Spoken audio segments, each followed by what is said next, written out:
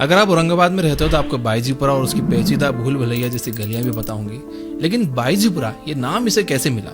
कौन थी ये बाईजी? किसके नाम पर यह पूरा इलाका बसाया गया है? चलिए आज एक भूली हुई शहजादी की कहानी सुनाता हूँ। जैसे औरंगजेब ने औरंगाबाद को दक्कन का कैपिटल बनाया, वैसे ही अपनी बेगम नवाब बाई को यहाँ बुलवा लिया। पर यह सैर सपाटा नहीं था। हिस्टोरियन जादूनाथ सरकार अपनी किताब हिस्ट्री ऑफ औरंगजेब में लिखते हैं कि 1670 में औरंगजेब ने अपनी बेगम नवाब बाई को औरंगाबाद अपने बागी हो रहे बेटे प्रिंस मुअज्जम को समझाने के लिए बुलाया था। अब आप सोच रहे हो कि इन सबका भाई बाईजीपुरा से क्या लेना देना? तो सुनो, नवाब बाई ने सिर्फ महल के अंदर ही हुकूमत नहीं की, उन्होंने शहर के नक्शे में भी अपनी छाप छोड़ी। उन्होंने औरंगाबाद के बाहर भी एक बस्ती बसाई, एक ऐसी जगह जिसे उन्होंने खुद के लिए चुना, जहाँ का रेवेन्यू भी उन्हीं के नाम पर था, और उसका नाम रखा गया बाईजीपुरा।